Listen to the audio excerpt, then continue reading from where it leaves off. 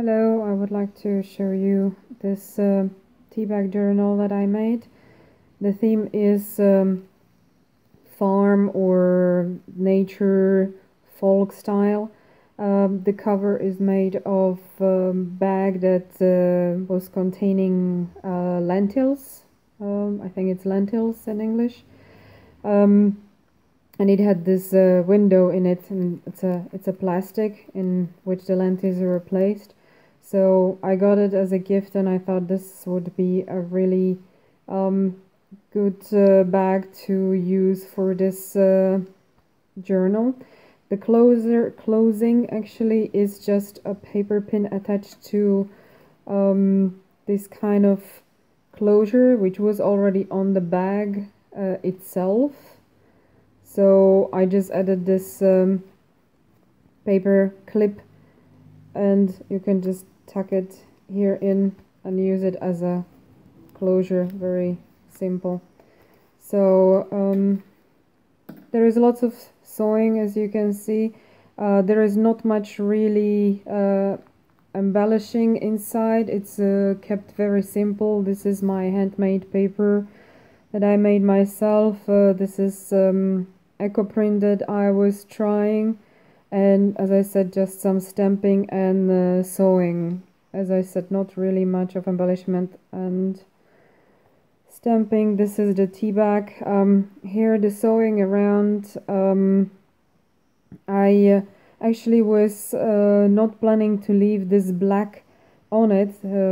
It was the advice that my mom gave me. She's a tailor, and when I had difficulties to sew very fine materials together, she said what they did when they were doing similar things, sewing some fine materials or lace together, for better grip for the machine, they use a tissue paper, and then they just ripped the tissue paper away once the sewing was done, so the machine had better grip through it. Well, that's what I tried, and as I was removing it, I kind of realized that I actually like the paper around, that it gives a nice look, so I actually kept it and use it as a decoration.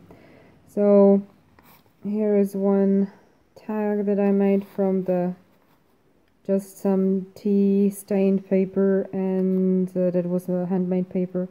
And again, as I say, it's just a stamping mostly. These are the Franken pages of the small tea bags. Yeah, it's like this size of tea bags. So I just glued them first together with glue stick, a very cheap one, just very basic one. And once the glue was dried, I was sewing through it. As you can see, the sewing in the back, my sewing machine had difficulties to work with it, and at the beginning I was trying to fix my or correct or adjust the pressure on my machine. I was cleaning it, oiling it, doing whatever maintenance, try different threads. I still was getting this result. Eventually, actually, when it was made, I thought that having it a name as a Franken page, where it comes from, actually I really like that imperfect look, that it gives it a more to the name as a Franken page, the way it looks. So I stopped bothering about it, and actually I start liking the look it gives. So this is just some old magazine page, and sewed in some leftovers of the handmade paper I had. Just a tuck spot.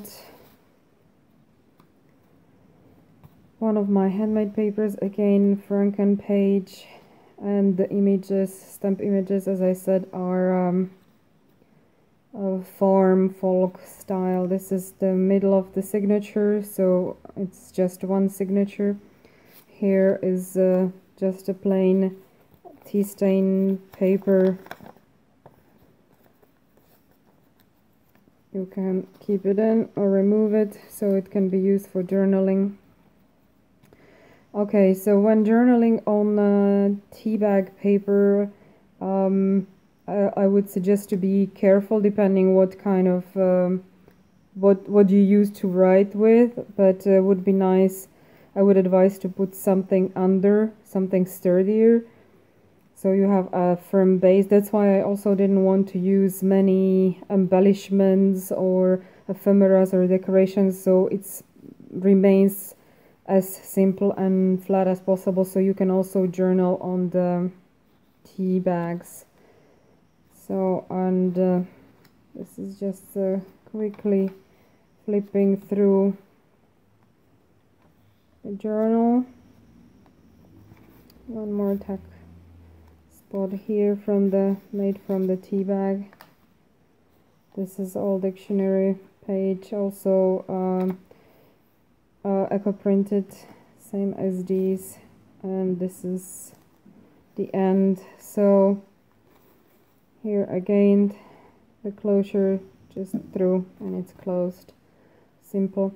So I have here a few tea bags because I wanted to show you how because there were questions if it's possible to write on a tea bag. So this one is a different texture of a tea bag. Maybe you can see it. This is a little bit different as this one. This one I also glued two together, the same as it is done in you can see here, yes, so you can see that it's 2 pages glued together, or 2 pieces glued together of a tea bag.